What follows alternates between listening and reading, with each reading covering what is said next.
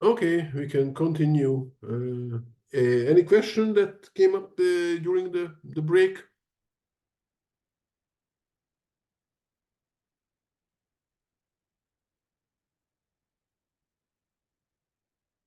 I'm updating here some of the notes.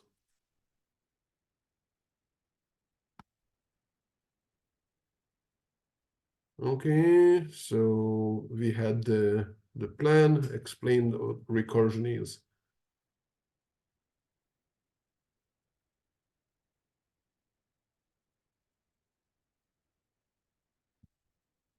Okay.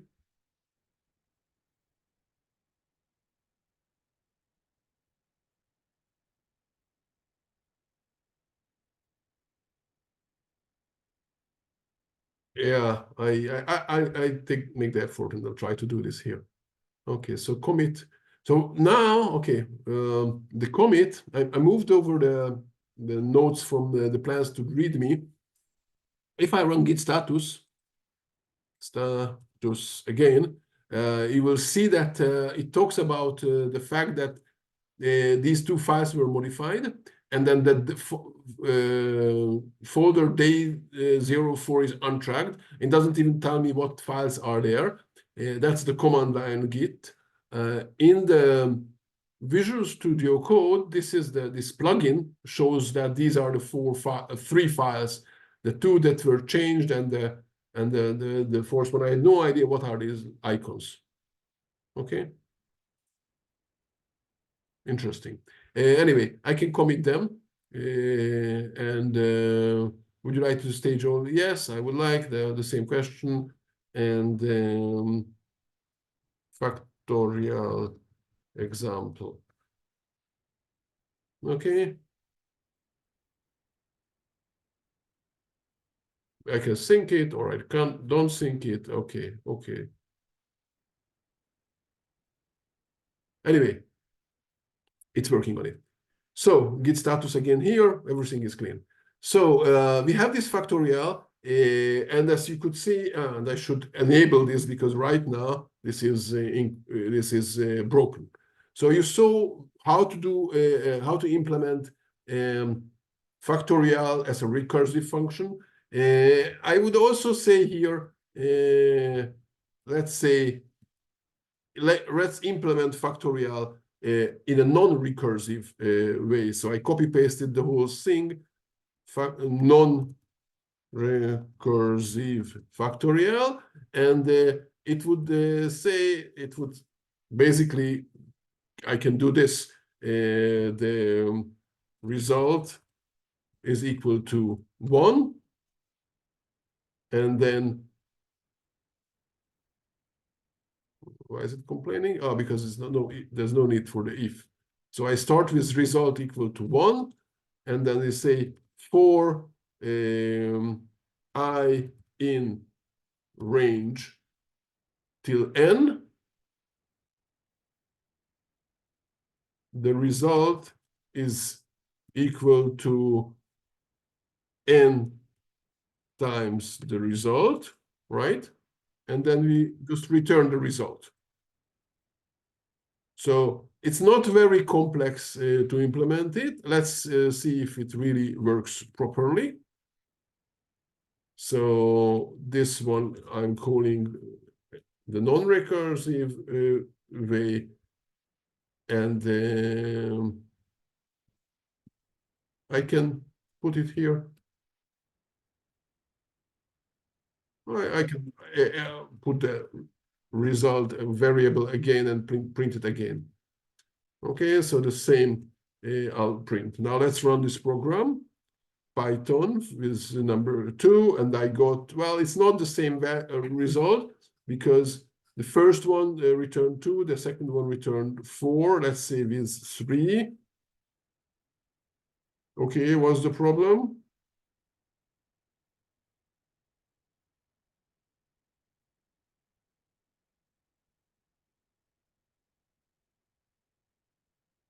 Result. It's not n times, it's I times, right? So I was multiplying with the n all the time. Okay, so I run this. It's almost good. Okay, what's the problem now? Oh, you can see. So first of all, we had this problem, right? That I used n, which means that if I typed in n 3, then it was multiplying with 3 all the time. And I want to multiply it with the numbers from 1 to 3. So instead of that, I had to use the I. Okay. Okay. And then this time I got 0. Why do I get 0? Because this range function will provide us with the numbers from 0 till actually n minus 1. So I need to come from 0, say the range starts from not 0, sorry, from 1, and do this. And it's still not good because it's going to n minus 1. So I have to come and say till n plus 1. And then I get the same results. Okay? And this one, if now I comment out the one with the recursive one, this one will be able to handle 1,000 as well, because it's now not recursive. It just does the computation. Okay?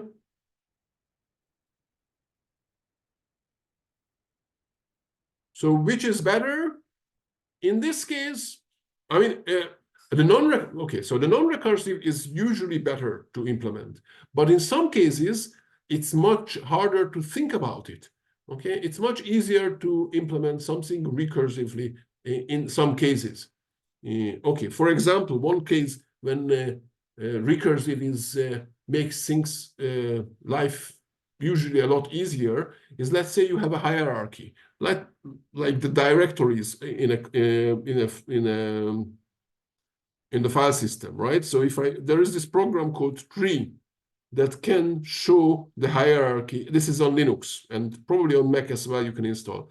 It shows me the hierarchy of all the files from this point where I am. I can go one folder up and then run tree, and then it will be huge. Okay, but it says that there are a folder, and then in the folder there are these files, and this folder and that file. So it's nice.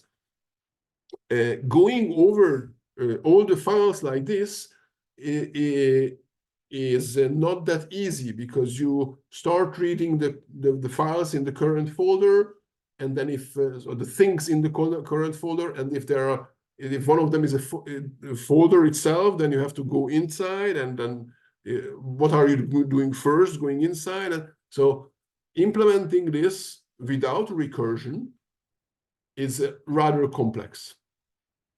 With recursion, you would just say, deal with the current folder. And if you encounter a folder, call myself with this subfolder. So you only have to think about how to implement for the current folder, for a flat list of things, files, and folders. And then recursively, you do the same for all the subfolders. And because in normal computer file systems, you can't have it's a tree structure, so you can't have loops. You can't have a folder somewhere down in the tree that points back to the top. Okay, so it's a tree structure. Like you have a trunk, and then you have branches, and at the end you have leaves. Okay, the same idea here. The leaves are the files, and the branches are the folders. So in some cases, when you have these tree-like structures, then it can be much easier to implement everything using a recursion. And what some people did in their assignment was actually creating a recursion, because the main function, let's say somewhere down, called the main function again. And then it called the main function again when the user wanted to play a new game.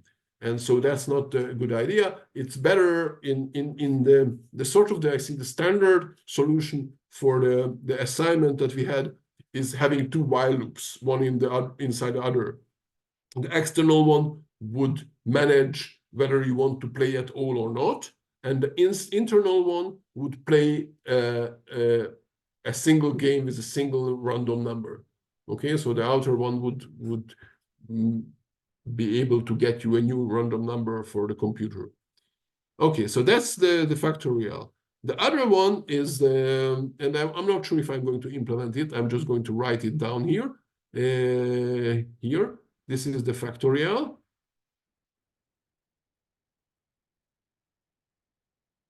And Fibonacci. It's one of the series, the well-known number series. So the Fibonacci looks like this: 1, 1, and I'm typing 2, 2, 3, 5, 8, 13, and so on. It's always, the next number is always the sum of the two previous numbers. Okay, so how can we implement it recursively? The Fibonacci of 1 is 1. The Fibonacci of 2 is also 1. And the Fibonacci of n is the sum of the Fibonacci of n minus 1 plus the Fibonacci of n minus 2. Okay, that's the recursive definition. Okay, first I start with the two, in this case, two stop conditions. So even if it's 1 or 2, we'll stop. And then we say, okay, for any n, I can easily compute it by using adding the two previous ones. Okay, so let's try this one. The factorial, I copy paste the factorial, and I'm going to reuse some part of it. And we are calling it, oops, what happened to the file? Let's call it Fibonacci. Fibonacci. Okay, what we need here, we don't need all this. We need this one. Okay, so all this we have, and then we use the Fibonacci, the name Fibonacci here. And we can maybe create a non-recursive as well. So Fibonacci, if n is equal to 1, return 1. If n equal to 2, then return 2. And otherwise, if take the Fibonacci n minus 1 and add it to the Fibonacci n minus 2. And I can comment that one out. So let's see. Python 3, day 4, right? Fibonacci. And we want 3. So the Fibonacci of, the Fibonacci of 1 is 1, the Fibonacci of 2 is 1, then it comes 2, 3, 5, okay, 2 plus 3, 8. Oh, same numbers. Nice. Okay, so it's working. Okay, so this is the recursive implementation of Fibonacci. Just as I wrote in the mathematical definition. Now let's see if we can have a non-recursive Fibonacci as well. Okay.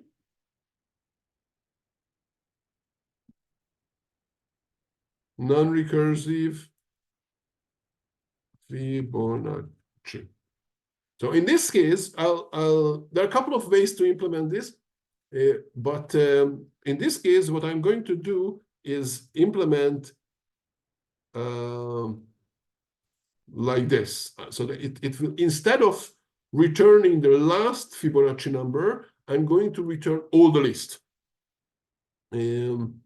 So it says if n equal to 1, then I'm going to return the list of 1. If n equal to 2, then I'm going to return the 2, 1, 1, right? That's the series. Otherwise, I prepare the first 2 elements, and then I go over the rest of the Fibonacci. So 2 until n plus 1. Why 2? Because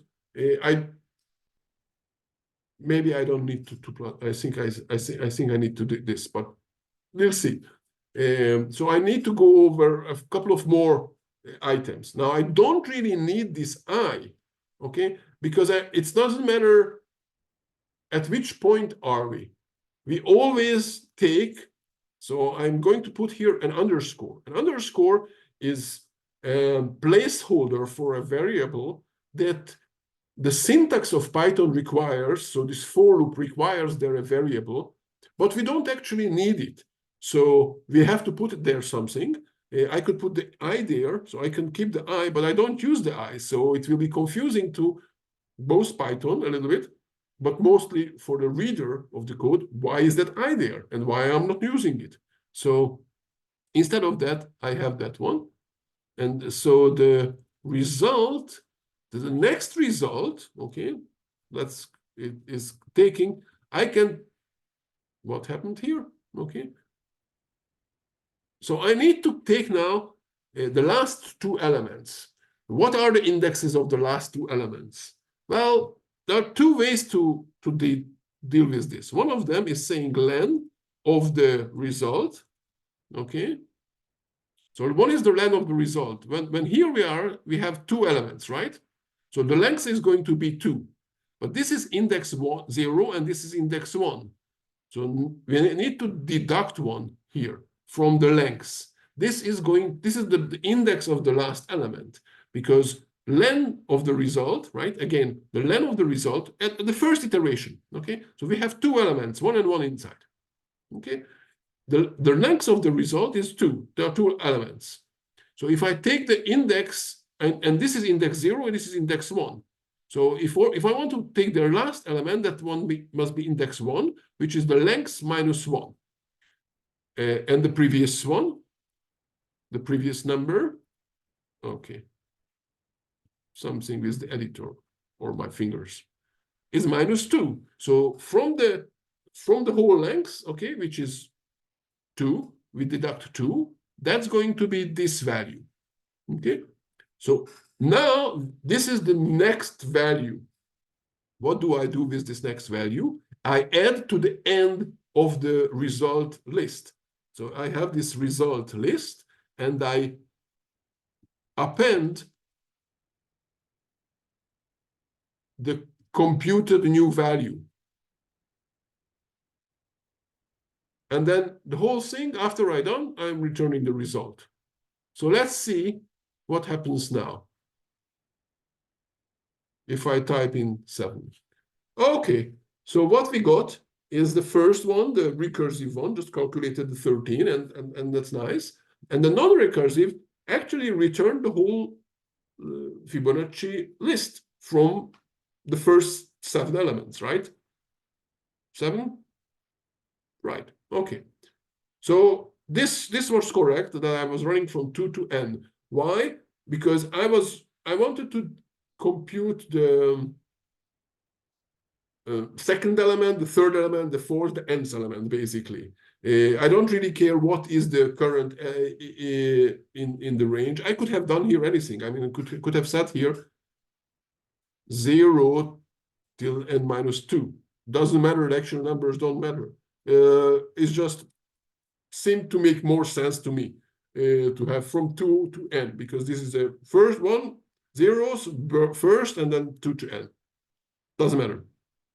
Okay, and every time this takes the last 2 elements. So the first iteration, it takes these 2, the first iteration of this loop. The second iteration of this loop, we already have 1, 1, 2 in there. So it will take the last element, which is then the value 2, and the one before, which is the number 1. Okay, So this works and it's nice.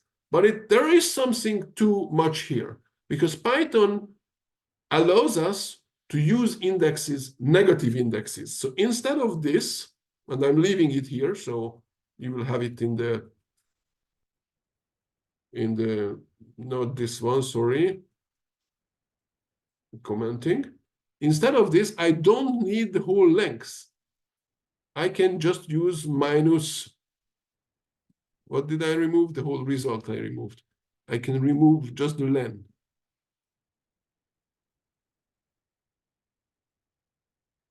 Okay, let's see.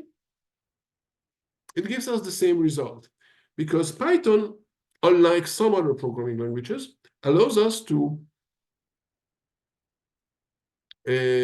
write -1 here and -2, and it will know that it's actually indexed from the end of the list. It's usually not used for bigger negative numbers, okay, or smaller, whatever. Usually just the last two, whatever. But it's nice that I don't have to type in the len result, and I don't have to have it in this code. Any questions here?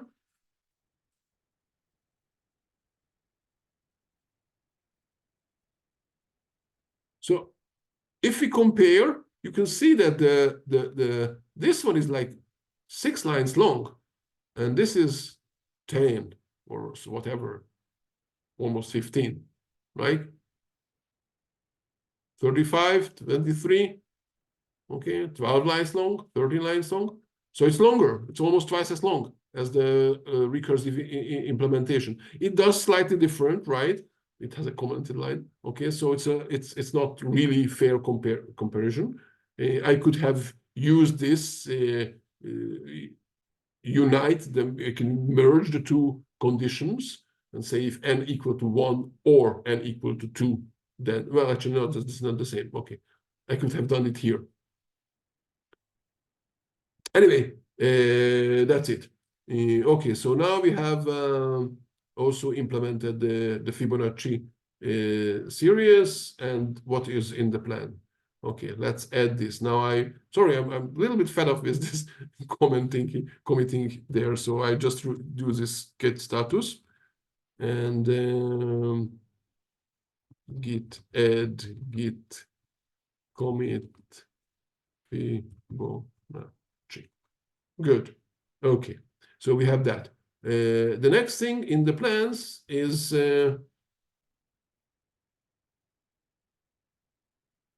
okay, read the string from a file.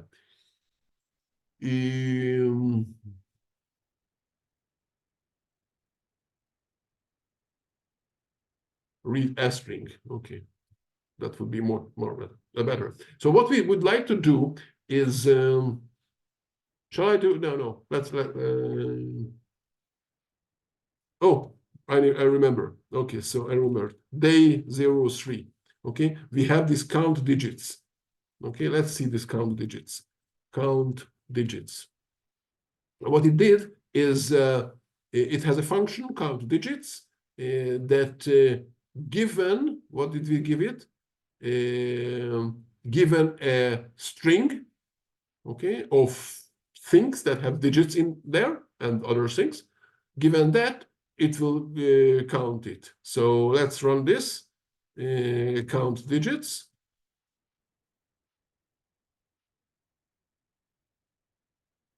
Okay, and it gave us the report like this. Okay.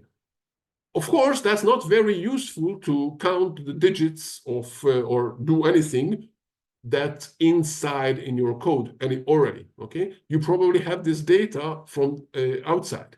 And we are going to get, if we manage to do this, then according to the plan, we're then going to count, after counting digits that we finish this, we're going to count letters and then words. And then you can think from that point that you might have some data.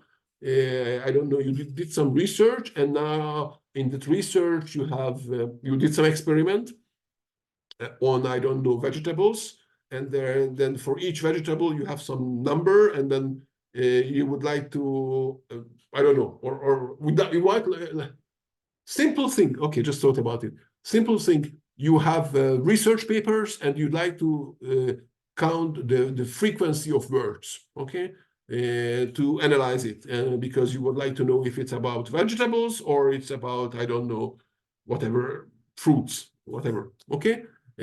So you would like to count the number of words. That's the simple case. But you can do on anything once we know how to do this. Okay, but of course, for that you need to be able to read from a file, and so that's what we are going to do first. Take the count digits example and convert it to be able to use as a file. So I'm going to copy this one. This is the command on the command line of Linux to copy a file. It's day 4 count digits from file. Let's say call it slightly different name so we can differentiate here as well. I can close now this one, and instead of that, I'm going to open this one. So we have the same code. I'm also going to remove all the comments here because you already know all that. We don't need this one. So this should work. Now, the only difference that we need is to be able to read the file. So the same thing, okay? We now, instead of having this, we would like to read the file. So where do we get the name of the, but first of all, let's create a file, okay? Before that, and one more backtracking that I forgot to say, the CP is to copy a file on Linux. On Windows, I think it's called copy. Okay, it's just code copy. I think that's the command on Windows, if you like, but you can do it in all kind of other ways as well. So before we do that, let's create a file which has, actually, I can just take this data and put it in that file. And I can add, well, it's okay now. And then I save the file, and it's called digits.txt. Okay. So first of all, okay. So let's do this one. File name equal digits.txt. Okay. For now, I put the name, hard coded the name of the file in the program. Okay, I typed in the name of the file. This, of course, as I mentioned earlier, is not that useful because that means that I can't use it on other files. But the first step, that's the first step. We're going to do that. And then later, we're going to accept the name of the file on the command line. So how do we open a file? This is the way in Python we open a plain text file with, and then we say open, name of the file, okay, or the variable that contains the name of the file, S, and we need a variable here, which is of a file handler, and that's the reason we usually use the FH as the name of the variable. You could put here anything, including Kukuriku, if that's what you want, but it would be just confusing to everyone else. Okay, so what this says is that open basically this file, and the connection to the file is going to be put in this file handler. Then we say fh read. This will read the whole content of the file in this variable, and then we can use the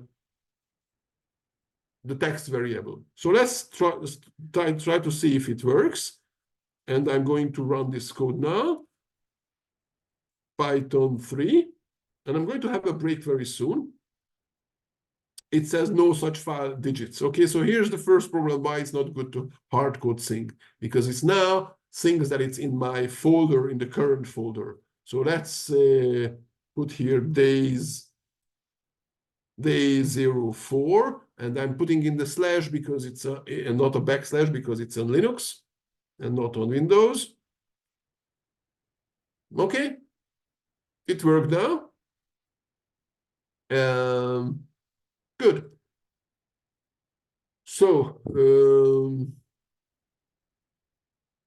what I wanted to show, slide. Okay, so we would like so it works. Okay, what it does is opens the files, gives us the file handler. Now I have to explain a little bit about what opening a file is. When we are here, you type in, let's say, control. When you are in the editor, okay, in an editor, you are in Office, okay, Microsoft Office, an Excel or whatever program.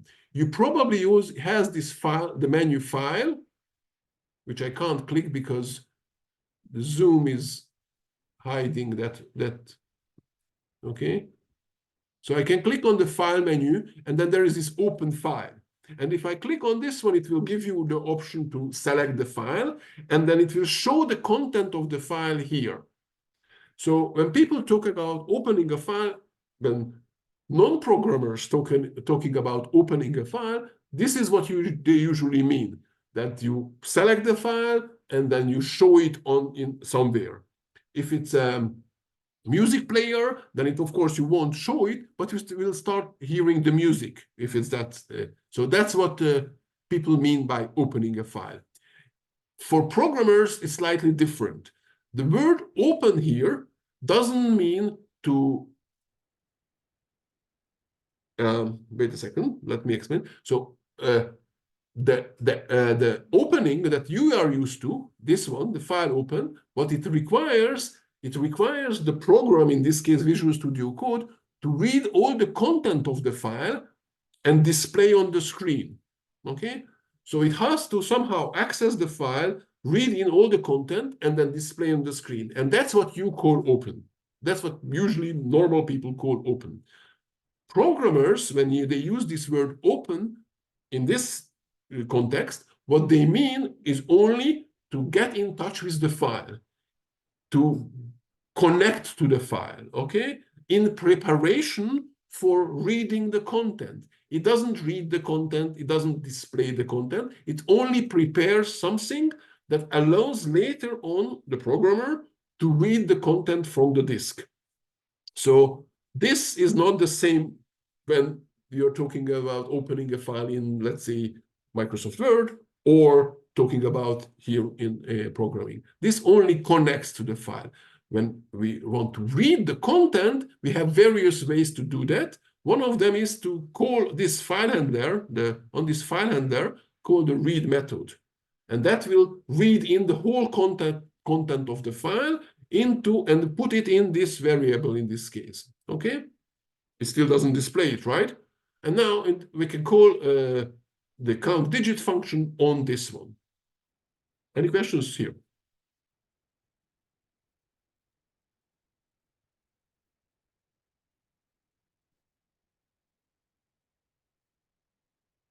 Okay, so in the meantime, what I take, I'm going to copy paste again. This line of code.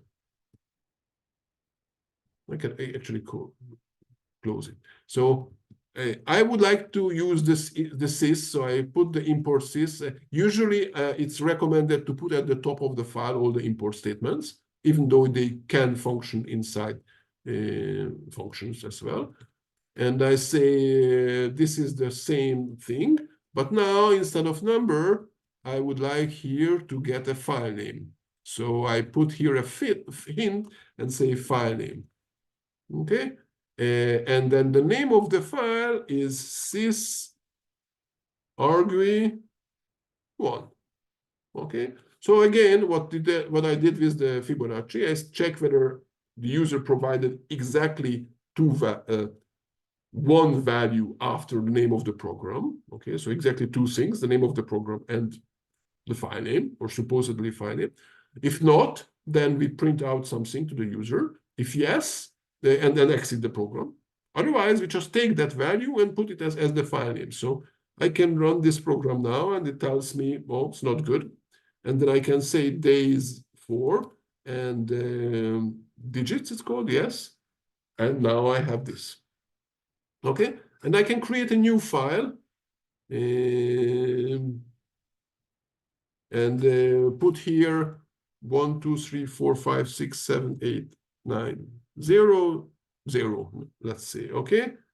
And for now, let's call it more digits, txt. The extension actually doesn't matter for Python or for purposes, but it's a good idea to, but it's a text file, right? So it's just txt. So now I can call this program on the day 4 more digits, right? So now you have 2 times 0, and all the rest is ones. Okay, so this is how we can read the content of a text file, or generally files. But we are going to talk about other files like Excel files and other types of files separately. So those are handled differently. Any questions here?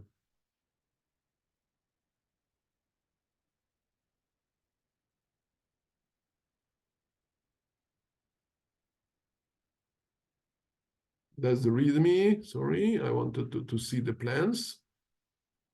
So now we're reading a string from a file. Here, let me try to go back to this point. When I started to type in fh read, there are actually several possibilities. Read will read in the whole content of the file.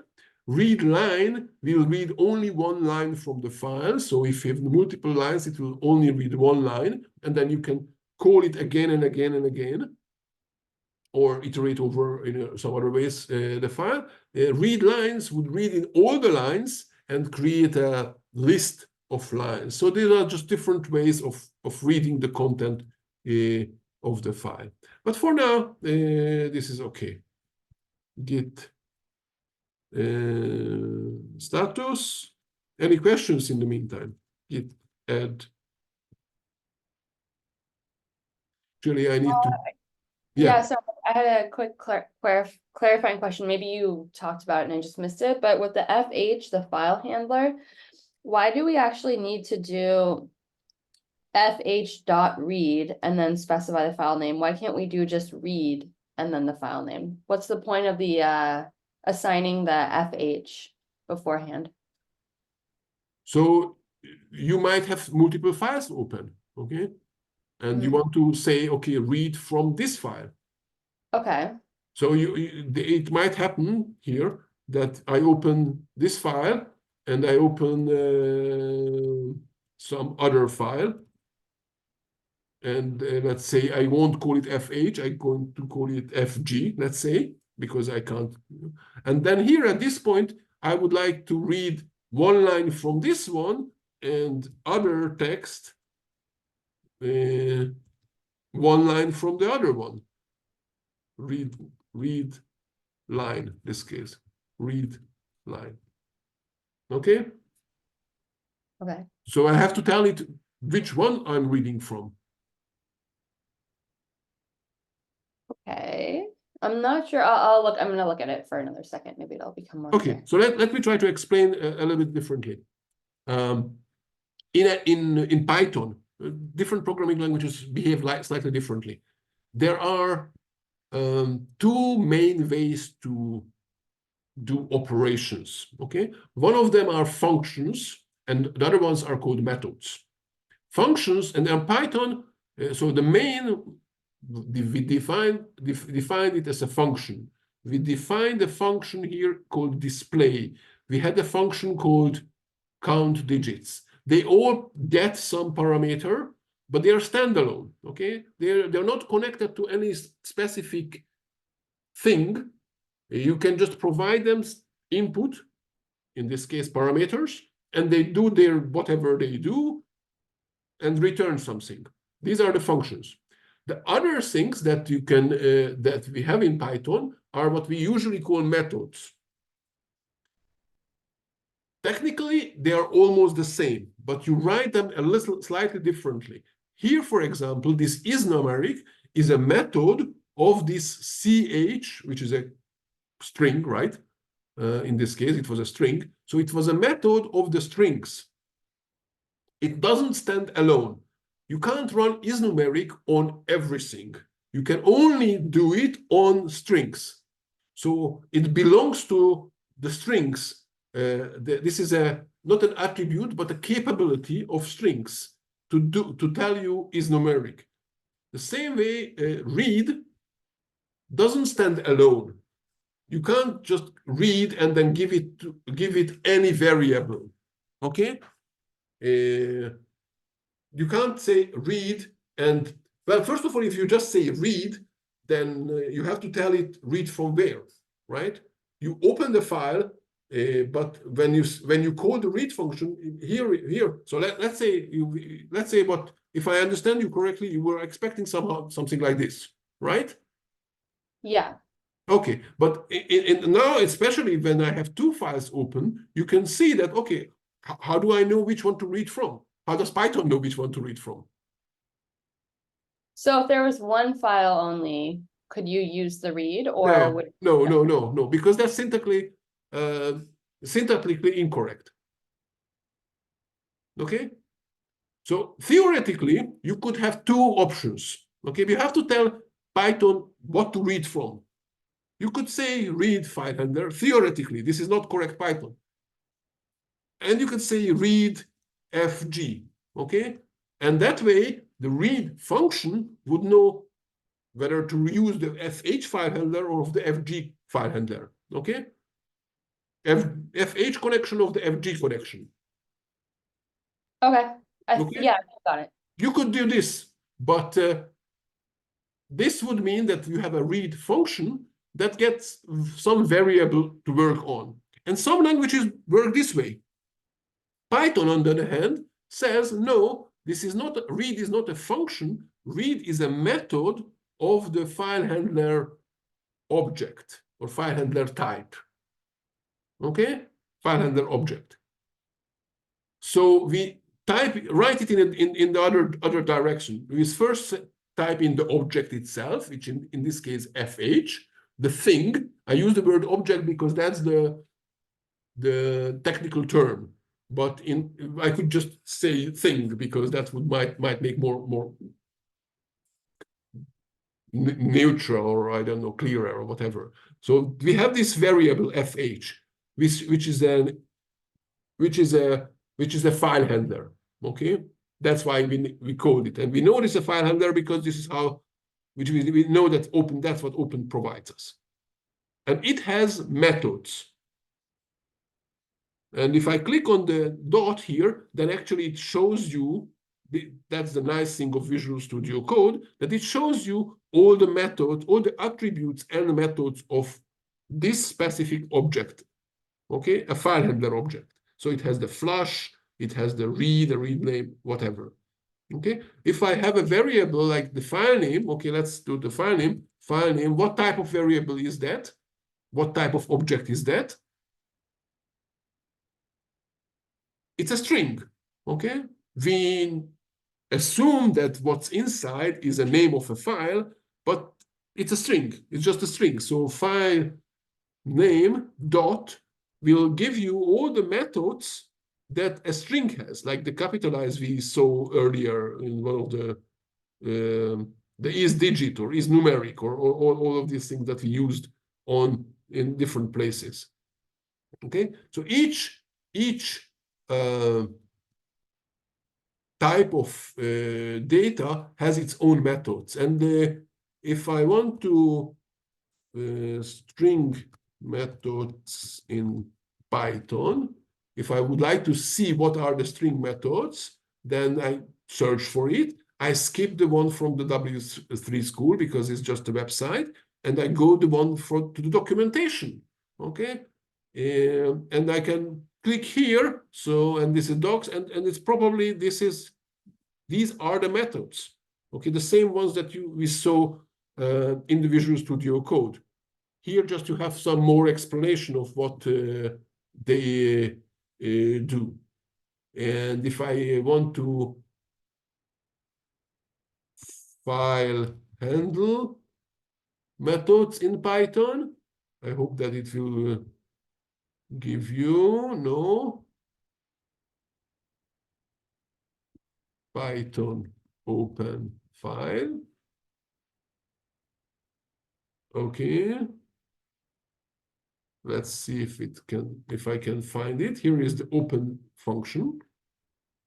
And it explains you all kind of things, but it tells you it returns what they call it a file object, okay, not a file handler. Open file and return a corresponding file object, okay, enlarge it, okay. And then here you can I don't know where the explanation is of what are the methods of it. Object exposing. No.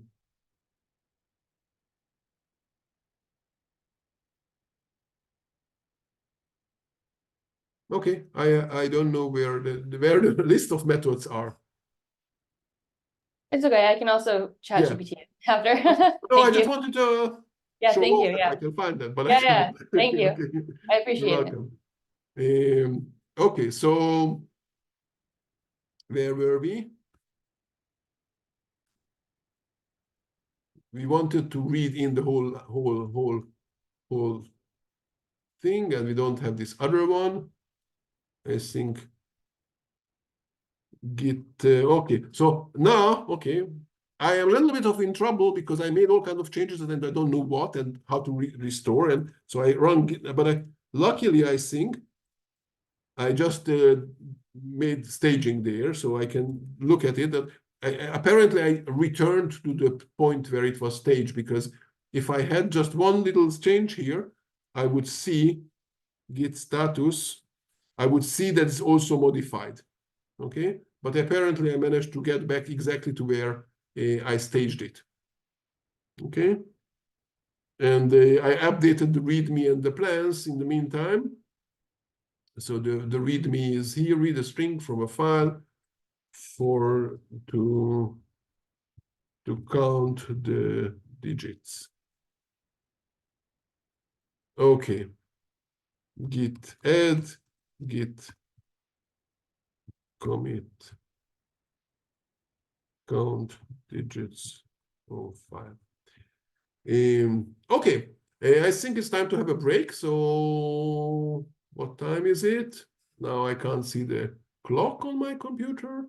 11:02. Okay, so 11:15. Yes, 11:15 we continue.